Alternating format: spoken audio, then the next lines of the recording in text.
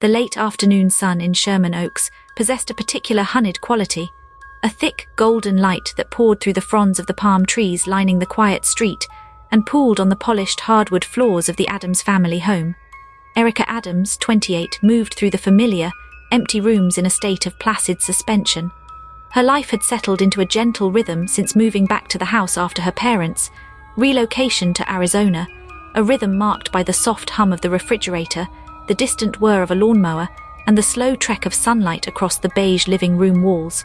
She was placing a freshly washed mug in the drain board when the sound of a car door shutting, too close, fractured the silence. Through the kitchen window, she saw the taxi idling at the curb and her older sister, Mara, wrestling two large suitcases onto the sidewalk. Erica's breath caught, a jolt of pure, unadulterated surprise that quickly melted into delight. She was at the front door before Mara could ring the bell, pulling her into a tight embrace that smelled of airport air and jasmine perfume. Laughter, bright and startled, filled the tiled entryway. Mara's explanations came in a breathless rush as she dragged her luggage inside, the downtown apartment lease, a casualty of the financial chaos unraveling that fall of 2008, the landlord selling the building, her need for a temporary landing pad. The initial hours were a warm blur of nostalgic energy. They ordered Chinese food and ate straight from the cartons on the living room floor, surrounded by the same furniture of their teenage years. They unearthed a dusty photo album, their laughter echoing as they pointed at images of bad haircuts and awkward school dances. The house, for the first time in months, felt inhabited, alive with the shared history that only siblings can conjure. Mara's presence was a vibrant thread, weaving back through the quiet tapestry Erica had built. But as the evening deepened and the curtains were cleared, small fissures began to appear in the joyful facade. Settling on the couch with mugs of coffee, Erica watched her sister. Mara held her mug with both hands, as if for warmth, but a faint, persistent tremor disturbed the dark liquid surface. Her jokes came a beat too quickly, her smiles not quite reaching her eyes, which kept flickering toward the bay window overlooking the darkened street. A car engine gunned somewhere in the distance, a common enough sound in the valley night, yet Mara's entire body went still, her knuckles whitening around the ceramic handle. She set the mug down with deliberate care. Erica asked if she was okay. Mara waved a hand, the motion too broad, too casual. Just tired, she insisted. The move, the stress, it was a lot. She offered a smile that was meant to be reassuring, but looked frayed at the edges. She was probably just coming down with something, she added, rubbing her temples. Erica nodded, accepting the explanation because it was the easiest thing to do, because the alternative was to acknowledge the cold, slender finger of unease that had just traced its way down her spine. She told herself it was travel fatigue, the disorientation of sudden change.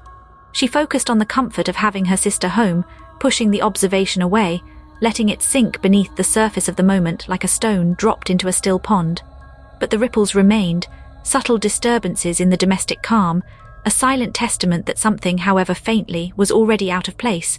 The seed was planted, small and dark, in the fertile soil of Erica's contentment. 3 days in, the initial warmth began to cool, settling into a new normal that felt less like a reunion and more like a careful sharing of space. The nostalgic energy had dissipated, replaced by the mundane sounds of two adults orbiting each other in a familiar kitchen. It was in the deep, silent heart of the third night that the first definitive crack appeared. Erica surfaced from a dreamless sleep into absolute darkness, her digital clock casting a red glow. 3:17 a.m. She lay still, unsure what had woken her. Then she heard it, the low, hushed cadence of a voice, a whispering so deliberate it sliced through the house's stillness. She slipped from her bed, the floorboards cool under her feet, and eased her bedroom door open a fraction. A pale, flickering light spilled from the den down the hall, the ghostly blue of the old cathode ray television tuned to a dead channel of static. Silhouetted against that electric snow was Mara, perched on the edge of the worn armchair, the corded landline receiver pressed tightly to her ear. Her body was a sculpture of tension, shoulders hunched, one hand gripping her own elbow. The whispers were too low to decipher, but their rhythm was urgent, pleading. Erica watched unmoving as Mara gave a sharp, single nod, then slowly replaced the receiver in its cradle. She sat for a long moment in the static glow, head bowed, before rising and clicking the television off, plunging the hallway back into darkness. In the morning, under the cheerful assault of California sun, the incident felt surreal. Over coffee, Erica mentioned it, her tone carefully casual. Mara's reaction was immediate and smooth. She blinked, a faint, confused smile touching her lips. She said Erica must have been dreaming. Mara claimed she had slept soundly, never stirred. The landline hadn't rung. Who would call at that hour? She patted Erica's hand with a lightness that felt performative, her own fingers ice-cold. The denial was so absolute, so calmly delivered, that Erica briefly doubted her own senses. Perhaps it had been a dream, a fragment of subconscious worry given form. Later, seeking normalcy, Erica retreated to the bathroom for a shower. The moment she closed the door, the smell hit her, a sharp, astringent odor that clawed at the back of her throat. It was the unmistakable, clean, sterile scent of hospital-grade antiseptic, the kind used to scrub down surfaces before surgery. She checked the sink, the toilet, the shower stall. Everything was spotless, gleaming under the fluorescent light, but no bottle of cleaner sat on the counter. The smell was pervasive yet sourceless, hanging in the humid air like a chemical ghost. It was gone by the time she finished her shower, the steam having diluted it to a memory. That afternoon, trying to bridge the growing quiet between them, Erica asked about Mara's old job at the marketing firm. It was a mundane question, a conversational placeholder. Mara, who was wiping down the already clean kitchen counter, froze. Her back was to Erica for a beat too long. When she turned, her expression was a flutter of movement, a smile that appeared and vanished, eyes that darted to the window and back. The story that followed was long, convoluted, a winding tale of freelance projects and remote consultations that never quite landed on a specific client or a coherent timeline. She spoke of market research and brand alignment with a vague fervor, her hands sketching shapes in the air. The more she talked, the less sense she made, the details contradicting themselves in soft, breathless loops. Erica simply listened, nodding slowly, the knot of suspicion in her chest tightening from a vague niggle into a hard, conscious weight. She watched her sister's animated face, the overbrightness in her eyes, and understood with cold clarity that she was being presented with a performance. The script was flimsy, the delivery strained. The warm house on its quiet street no longer felt like a sanctuary. It felt like a stage, and Mara was an actress struggling to remember her lines, while somewhere in the darkened wings, a threat waited, patient and unseen. The performance demanded observation. Erica's suspicion, now a fully formed entity, shifted from passive unease to a quiet, methodical study. She began to note patterns, or rather, the stark absence of them. Mara's schedule was a study in erraticism. On a Tuesday afternoon, she announced she was going to the gym, shouldering a nondescript nylon bag. She returned 4 hours later, her hair damp at the ends, skin flushed with the plausible glow of exertion. But when she dropped the bag by the front door, the scent that wafted from its fabric was not sweat or synthetic air freshener. It was the cold, mineral smell of damp earth, underpinned by the dusty, sharp odor of cured concrete. The scent of a place underground, of a basement or a utility tunnel, not a fitness center. Erica mentioned the long workout. Mara, toweling her hair, nodded with a tight smile, her eyes avoiding contact, already drifting toward the hallway and the perceived safety of the guest room. That night the opportunity presented itself. Mara left her laptop open on the kitchen table, the screensaver a drifting constellation of geometric shapes, while she went to take a shower. The hiss of water through the old pipes was Erica's signal. She slid into the chair, her heart a frantic bird against her ribs.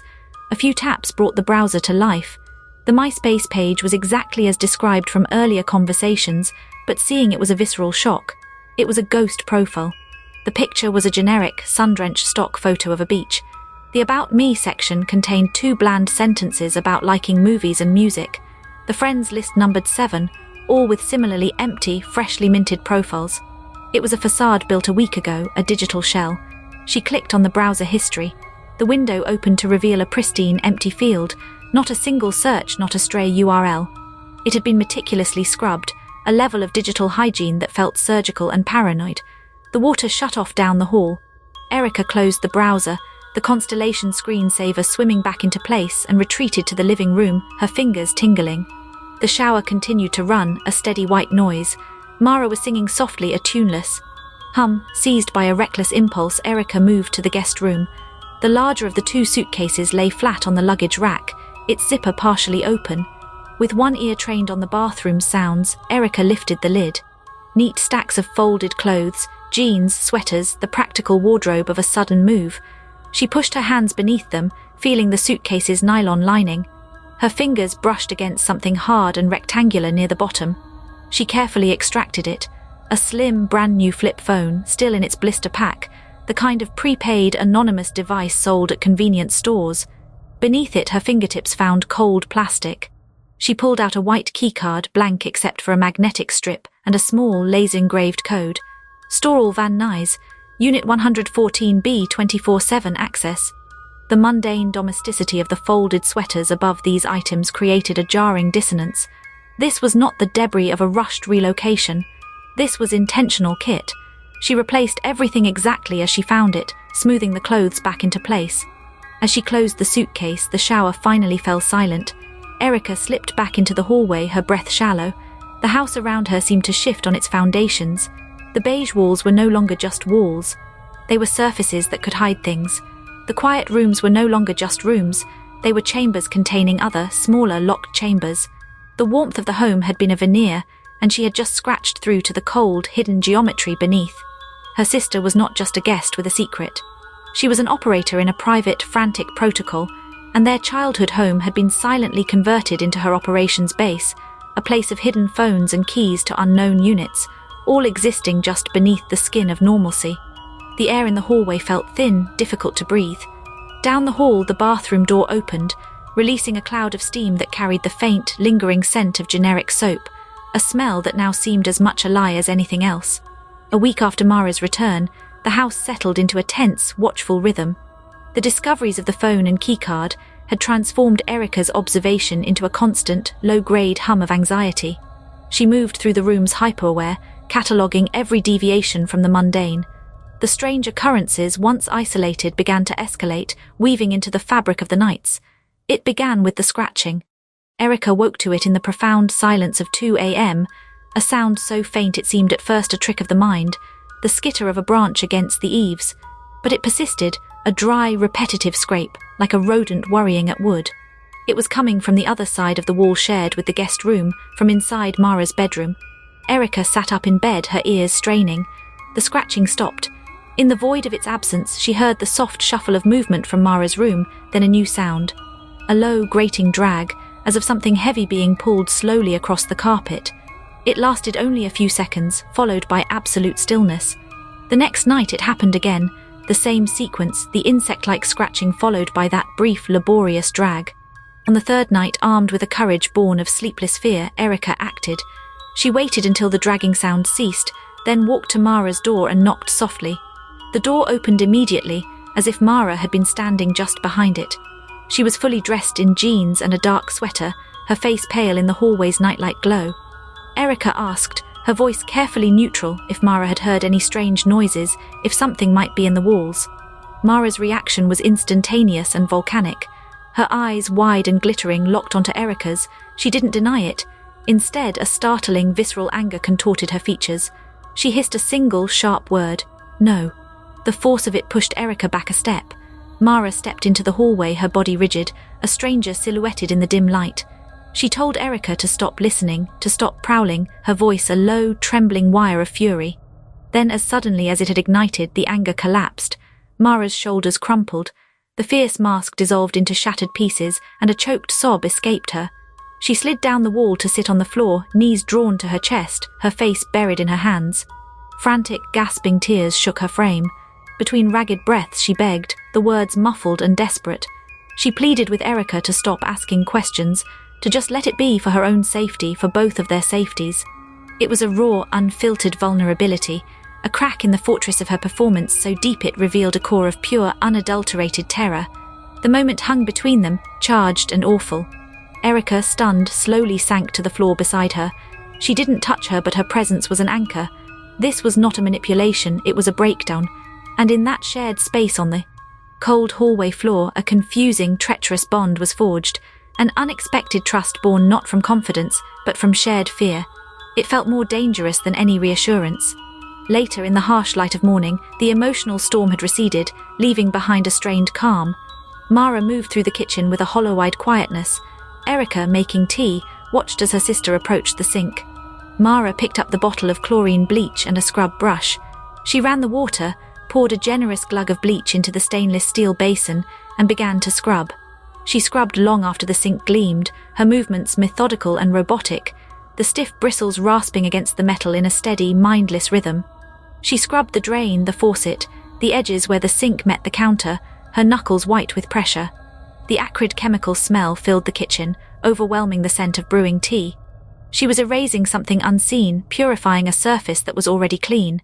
The late morning sun streamed through the window, but the home's once warm colour palette, the beige walls, the honey-toned floors, seemed to have muted, drained of vitality.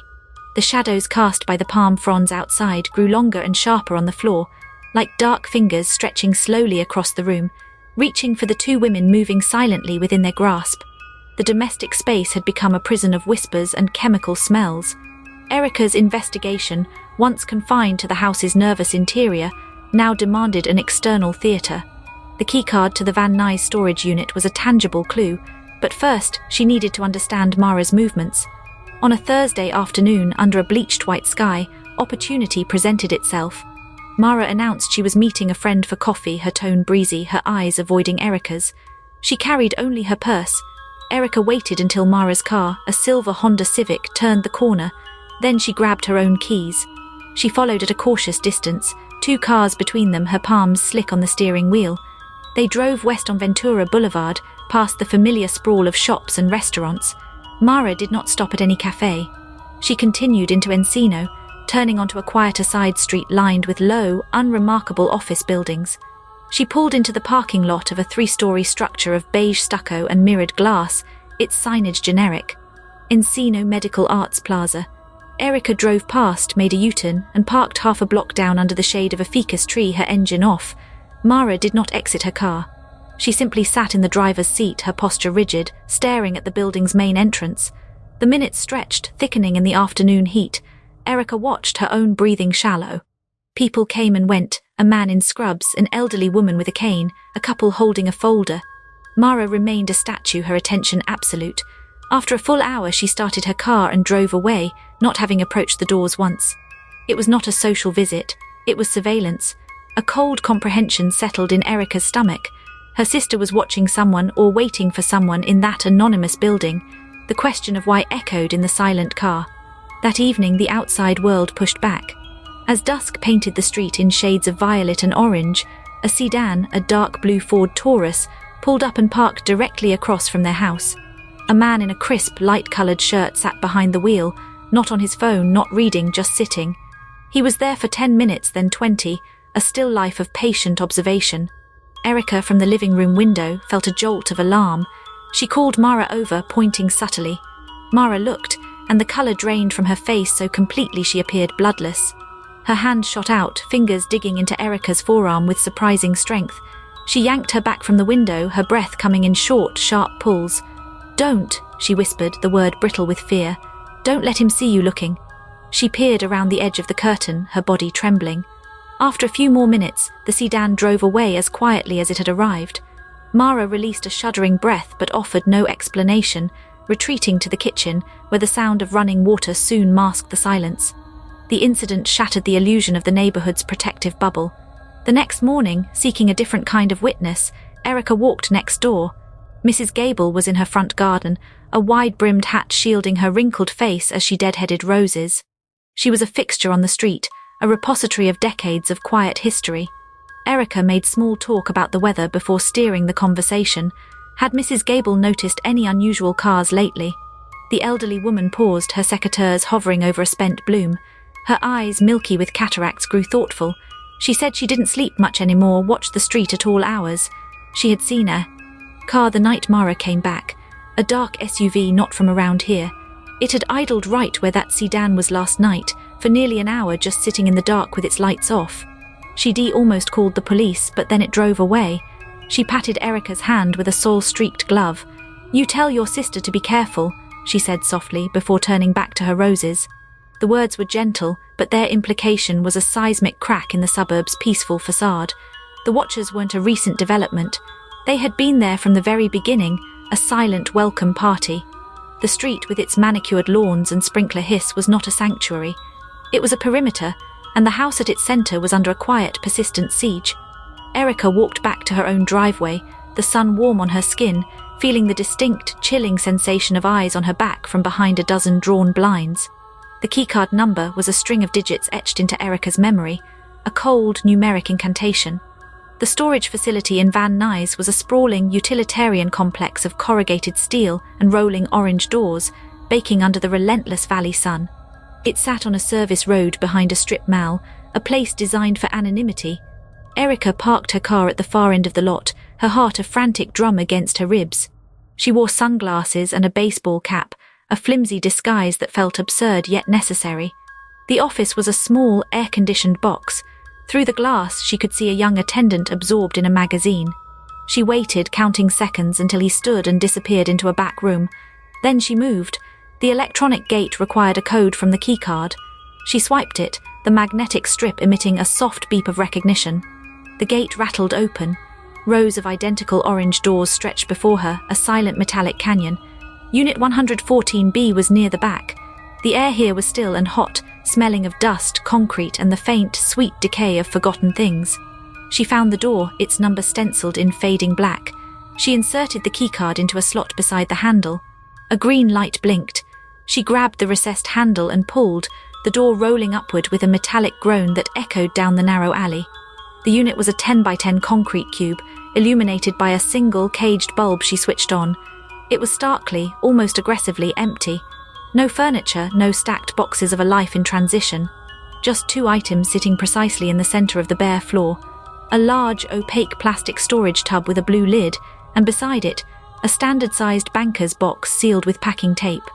The dust on the concrete was undisturbed except for two faint, parallel lines where the items had been dragged from the wall. Erica stepped inside, the door rumbling shut behind her, sealing her in a tomb of secrets. The air was cooler here, stale.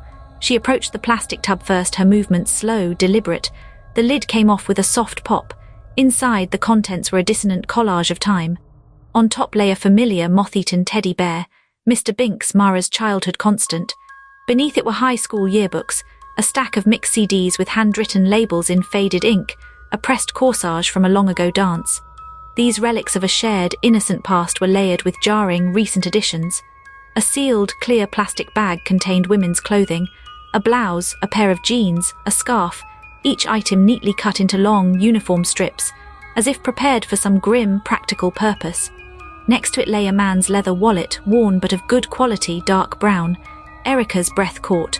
The juxtaposition was chilling, the tender nostalgia of the yearbooks lying beside this bag of mutilated fabric and a stranger's wallet.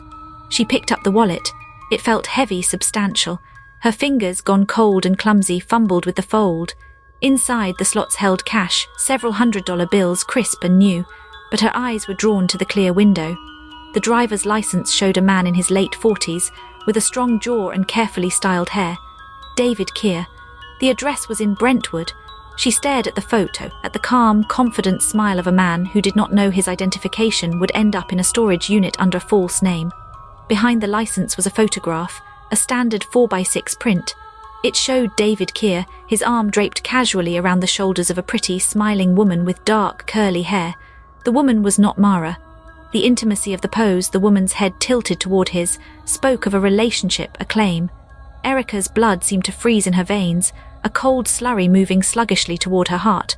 The hum of the overhead bulb grew deafening. In the stark, shadowless light, the innocent memorabilia in the tub now looked like props in a sinister play, the wallet a damning piece of evidence placed deliberately among them. She was holding a fragment of a man's life, a man whose smiling face was now a mask hiding a void of questions. The sound, when it came, was not from the wallet or the tub. It was from outside the unit, the crisp, unmistakable scuff of a shoe on concrete, followed by the slow, measured cadence of footsteps approaching down the alleyway. They grew louder, echoing off the steel doors, moving directly toward Unit 114B. The footsteps passed. The sound receded, fading into the complex's ambient hum of distant traffic and electrical buzz. Erica remained frozen, the wallet clutched in her hand, her breath held until her lungs burned. Only when silence reclaimed the alley did she exhale, a shuddering release that echoed in the concrete box. She carefully replaced the wallet in the tub, as if it were a live explosive. Her attention now turned to the banker's box, a plain brown cube that seemed to pulse with a darker gravity. She used her car key to slice through the packing tape. The cardboard flaps sprang open. Inside, neatly stacked, were newspaper clippings. Dozens of them, all from the past 6 months, all carefully cut from various Lowe's Angels papers. Their headlines formed a chilling chorus. Financial advisor vanishes. No leads in Keir disappearance. Police seek tips in missing person case. David Keir, a mid-level financial advisor, last seen leaving his Brentwood office on a Friday evening in September. His car found days later in a long-term parking lot at Lax. No evidence of foul play. No travel booked. A life evaporated into the tense autumn air of the 2008 financial unravelling. Erica's fingers trembled as she lifted the clippings. Each article was a variation on the same theme of bureaucratic mystery, but one, from a smaller Valley paper, included a sidebar quote. The words leaped out. "He was a private person, but this isn't like him," said a concerned friend, Mara Evans. "I just hope he's safe."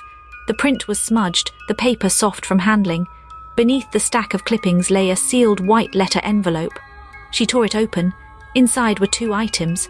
The first was a plastic stick, a pregnancy test, its display window clearly showing a single stark line. Negative. The second was a single, unmarked silver key, small and precise like one for a padlock or a diary. The final item in the box was a small, spiral-bound notebook, the cheap kind sold in multipacks at drugstores. Its cover was a faded blue. Erica opened it. The first page contained a block of text written in Mara's distinctive, looping handwriting, the ink sometimes pressing hard enough to indent the next several pages. It read, "Protocol for observation, report any contact. They said he's gone, but they're watching.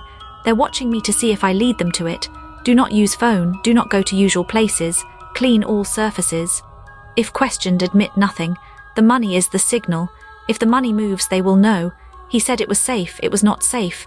The key is the only copy, it must not be found." The words did not flow like a journal entry. They were bullet points of panic, a frantic manual for survival. Erica stared at the page, the cold of the concrete floor seeping through her shoes into her bones. The pieces, the clippings, the test, the key, these jagged instructions, did not form a clear picture, but they outlined a terrifying shape. This was not merely a secret, a messy affair with a missing man. Mara was not just hiding, she was enacting a desperate, scared protocol. Their home was not a refuge. It was an observation post, and her sister was both the subject and the unwilling agent, performing a role under the gaze of unseen watchers, waiting for a signal tied to money and a key. The negative test and the clippings suggested a story of betrayal and abandonment, but the notebook screamed of something more systemic, more organized. Erica carefully placed everything back into the box, her movements mechanical. She had come looking for a clue and had found a blueprint for paranoia, written in her sister's hand. The storage unit was not a hiding place. It was an archive of a crisis, and she had just read its index. She switched off the light, plunged the unit into darkness, and rolled the door open just enough to slip out into the blinding afternoon, the ghost of those handwritten words burning behind her eyes. The confrontation happened at dawn, in the stark, unforgiving light that poured through the kitchen's east-facing window. It was a cold, clear light that bleached colour from the room, turning the maple cabinets pale and the stainless steel sink into a sheet of polished ice. Erica had not slept. She sat at the table, the single silver key from the storage unit envelope placed squarely on the polished wood between her hands. It caught the early sun, a tiny, malevolent star. She heard Mara's bedroom door open, the soft pad of her footsteps down the hall. Mara entered the kitchen, dressed in sweatpants and an old t-shirt, her face puffy with sleep.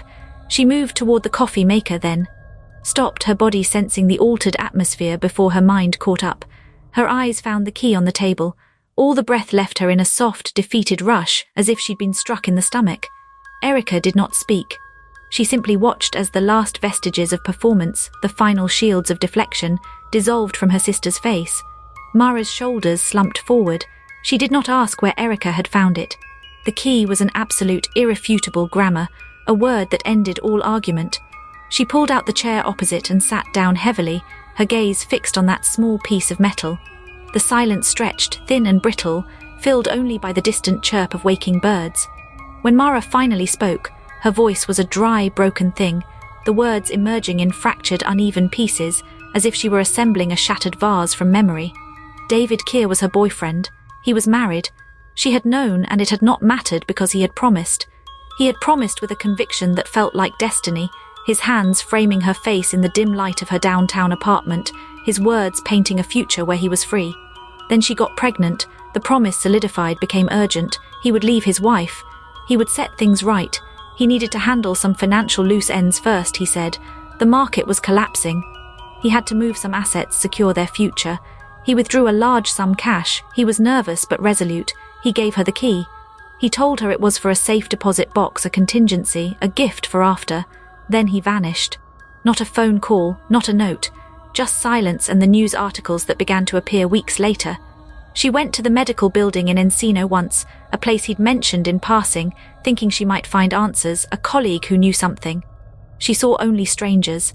She realized in a slow, chilling drip of understanding that his disappearance was too clean. The car at lacks the lack of a trail. He had not been taken. He had gone. The financial crisis was not his ruin. It was his cover. A chaotic backdrop against which a man could erase himself, fleeing not just a wife and a lover but other, more dangerous creditors. The money he withdrew was not for their future. It was a stake for a new life, somewhere far from the crumbling world of Los Angeles finance. But the people he owed, Mara whispered, her eyes wide and unblinking, they did not believe he was simply gone. They believed he had cashed the money or that he had told her where it was. The key was proof to them that she held the secret. The scratching in the walls was her, in a frenzy of fear the first week, hiding the last of her own cash, the physical remnant of her old life, inside a loose baseboard. The bleach, the wiped computer, the prepaid phone, all part of a desperate, half-mad protocol she had constructed from sheer terror, a performance to convince the watchers she knew nothing, that she was just a grieving, confused woman. The man in the sedan, the SUV, they were not police. They were sentinels. She had come home because the apartment felt like a glass box, and the house in Sherman Oaks was the only place that had ever felt like a fortress, a place with her sister's heartbeat in the walls. She had brought the storm to Erica's doorstep, thinking, hoping she could outlast it. The confession ended not with a period but with a dissolution.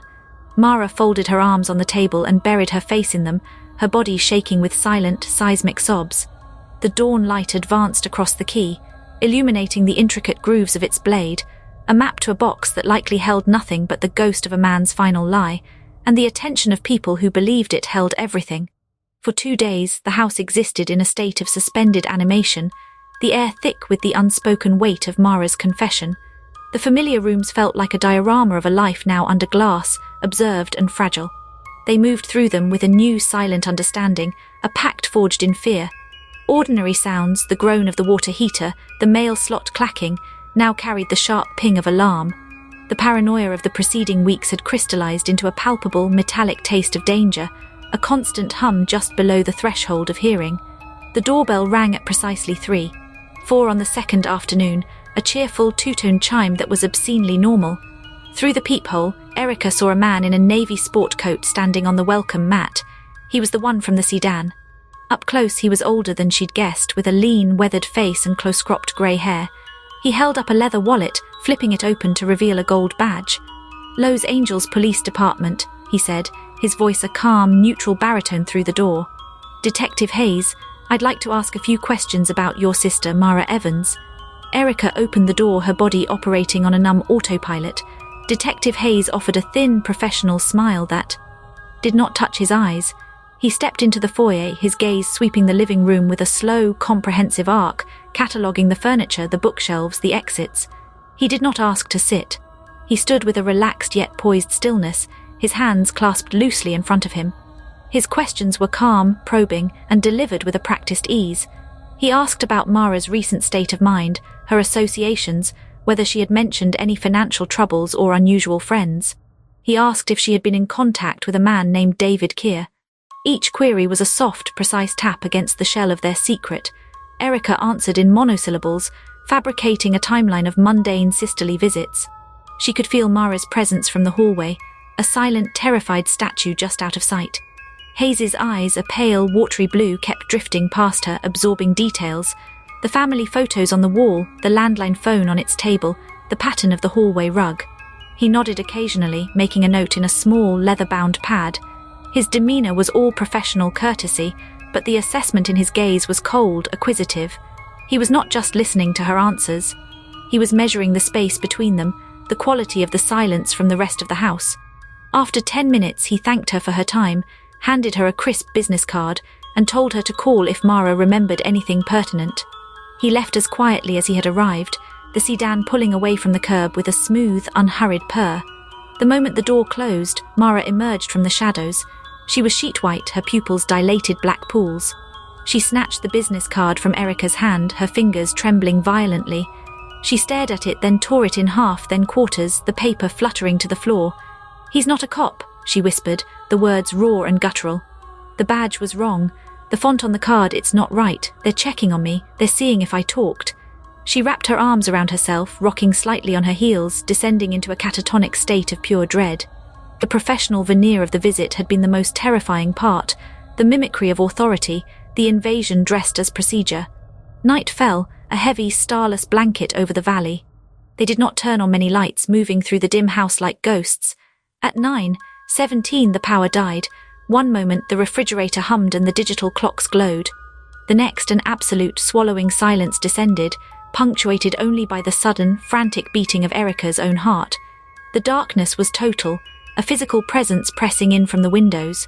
Mara made a small, choked sound in the gloom. Erica fumbled for her laptop, snapping it open. The screen flared to life, casting a dim, blue-white island of light in the living room. She moved to the front window, peering around the edge of the drawn curtain. The street was a canyon of black, the other houses dark shapes. But across the street, parked under the skeletal branches of a magnolia tree, was a dark SUV. Its engine was off, its lights dead. It was just a silhouette, but she could make out the faint, cherry-red glow of a cigarette ember in the driver's side window, a single watchful eye in the night. The ember pulsed, then faded. They were not just watching from a distance anymore. They had killed the lights and come to the threshold, a silent announcement of their proximity. Erica backed away from the window, the laptop light throwing her elongated shadow against the wall. Inside the house, every familiar creak of the settling foundation, every rustle of the forced air heating, transformed into a potential footfall, a breath held just outside the door.